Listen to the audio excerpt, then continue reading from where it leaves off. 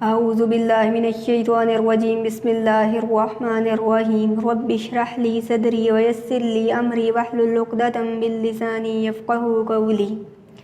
السلام علیکم ورحمۃ اللہ وبرکاتہ۔ امید کرتی ہوں کہ تمام طلباء و طالبات خیریت سے ہوں گے اور اپنا جو ہوم ورک ہے وہ ساتھ ساتھ میں کر رہے ہوں گے، یاد بھی کر رہے ہوں گے اور خوش خط رائٹ بھی کر رہے ہوں گے۔ تو آج ہم درس نمبر 3 ہے ہمارا، اس میں ہمارا سبق جو مکمل ہو چکا ہے، الفاظ معنی بھی ہم نے پورے سبق کے بھی کیے ہیں، یہ مشق میں بھی وہی دہرائے ہوئے ہیں جو مشکل اور خاص الفاظ ہیں، یہ بیٹا آپ نے یاد کرنے ہیں اچھے طریقے سے۔ نوٹ بک پہ بھی ہم نے آپ کو چونکہ بتایا ہوا رائٹ کرنے ہیں۔ تو آگے ہم اس کے سوالات دیکھتے ہیں۔ سوال نمبر 1 ہے، اس سبق میں مومنوں کی کیا صفات بیان کی گئی؟ بیٹا میں نے آپ کو ڈیٹیل سے اس کی فنگر ٹپ پہ بتائی ہیں کہ مومنوں کی 5 صفات بیان کی گئی ہیں۔ نمبر 1، جب ان کے سامنے اللہ کی آیت تلاوت، اللہ کا ذکر کیا جاتا ہے تو وہ ان کے دل ڈر جاتے ہیں۔ نمبر 2، ان کے سامنے جب اللہ کی آیات تلاوت کی جاتی ہیں تو ان کا ایمان بڑھ جاتا ہے۔ نمبر 3، وہ اپنے پروردگار پر بھروسہ رکھتے ہیں۔ نمبر 4، وہ نماز ادا کرتے ہیں۔ نمبر 5، جو مال اللہ تعالیٰ نے ان کو دیا ہے اس کو نیک راہ میں خرچ کرتے ہیں۔ ٹھیک ہے، یہ صفات آپ نے 5 جو ہیں اس کے آنسر میں لکھنی ہیں۔ پھر سوال نمبر 2 پوچھا گیا ہے، 2 گروہوں سے کیا مراد ہے؟ اب یہاں پہ 2 گروہ کون کون سے بتائے گئے ہیں؟ ایک گروہ جو سورہ انفال کے مطابق ابو جہل کا ہے، دوسرا گروہ ابو سفیان کا ہے۔ ابو سفیان کا گروہ کون سا ہے؟ جو مال تجارت لے کر شام سے مدینہ منورہ کے راستے سے ہو کر واپس مکہ مکرمہ کی طرف جا رہا تھا۔ ٹھیک ہے، اور ابو جہل کا گروہ کون سا تھا؟ جو ابو سفیان کو جو خوف تھا کہ مسلمان اس پر حملہ نہ کر دیں، اس خوف کے پیش نظر اس نے ابو جہل کو خط لکھا تھا کہ اس کی مدد کو آئے۔ تو ابو جہل اپنے لاؤ لشکر کو لے کر جنگی تیاری کی صورت میں ابو سفیان کی مدد کے لیے مکہ مکرمہ سے مدینہ منورہ کی طرف آ رہا تھا۔ ٹھیک ہے، یہ نوٹس میں آپ کو آنسرز اس کے لکھے ہوئے مل جائیں گے، یہ آپ نے خوش خطی سے رائٹ بھی کرنے ہیں، لکھنے بھی ہیں۔ پھر آگے سوال نمبر 3 دیا ہوا ہے، مندرجہ ذیل عبارت کا مفہوم بیان کیجیے۔ مفہوم بیٹا نارملی تو آپ اس کا ترجمہ لکھنا ہوتا ہے، لیکن میرا خیال ہے کہ آپ اس کی تھوڑی سی تشریح بھی بتایا کریں کہ اس آیت میں آخر یعنی کہ کیا کہا گیا ہے، کیا تعلیم دی گئی ہے۔ ٹھیک ہے، آپ اس کا پہلے ترجمہ لکھیں گے، پھر آپ اس کا پہلے یہ آیت لکھیں گے، اس کا ترجمہ لکھیں گے، پھر اس کے نیچے مفہوم لکھ کر یعنی تشریح کی صورت میں اس کو تھوڑا سا بیان کر دیں گے۔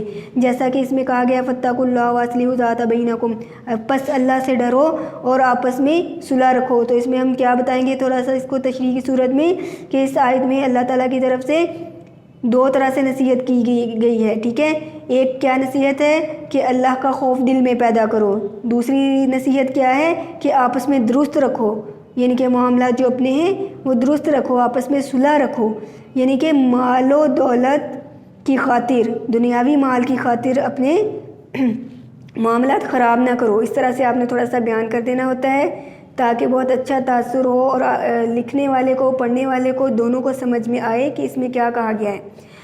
آگے دیکھیں، اطیعوا اللہ ورسولہ ان کنتم مؤمنین، اللہ اور اس کے رسول صلی اللہ علیہ وسلم کے حکم پر چلو اگر تم مومن ہو۔ ٹھیک ہے، یعنی کہ اس میں آپ ترجمہ لکھنے کے بعد پھر اب بتائیں گے کہ اس آیت میں ہمیں تعلیم دی جا رہی ہے کہ ہمیں ہر حال میں اللہ اور اس کے رسول صلی اللہ علیہ وسلم کے حکم کی پیروی کرنی ہے، نہ کہ ہمیں وہاں پر کوئی اپنی رائے پیش کرنی ہے۔ اگر ہم سچے مسلمان ہونے کا دعویٰ کرتے ہیں تو بلا چون چراں ہمیں ان احکام کو اسی طرح سے تسلیم کرنا ہے جس طرح سے اللہ اور اس کے رسول صلی اللہ علیہ وسلم کی طرف سے کسی بھی معاملے میں جو حکم آیا ہے۔ آگے دیکھیں، اذا تلیت علیہم آیاتہ زادتہم ایمانا، یعنی کہ ہم اس کا ترجمہ لکھیں گے کہ جب ان کے سامنے اللہ کی آیات جو ہیں پڑھ کر سنائی جاتی ہیں، زادتہم ایمانا، ان کا ایمان بڑھ جاتا ہے۔ ٹھیک ہے، تو اس کا آپ تشریح میں لکھیں گے کہ اس آیت میں مومنوں کی صفات میں سے ایک صفت بیان کی جا رہی ہے کہ جب ان کے سامنے اللہ کی آیات جو ہیں پڑھ کر سنائی جاتی ہیں نا تو ان کا ایمان اور بڑھ جاتا ہے، یعنی کہ اس پر اور زیادہ مضبوطی سے جم جاتے ہیں، ان کی نیک اعمال کی طرف جو دلچسپی ہے، رغبت ہے، وہ اور بڑھ جاتی ہے۔ ٹھیک ہے، تو آپ نے اس کو نوٹ بک پہ خوش خط رائٹ کرنا ہے اور اس کو ساتھ ساتھ میں یاد کرنا ہے، ٹھیک ہے؟ اس کو مکمل کر کے وقت پر اسکول میں کام پہنچائیں۔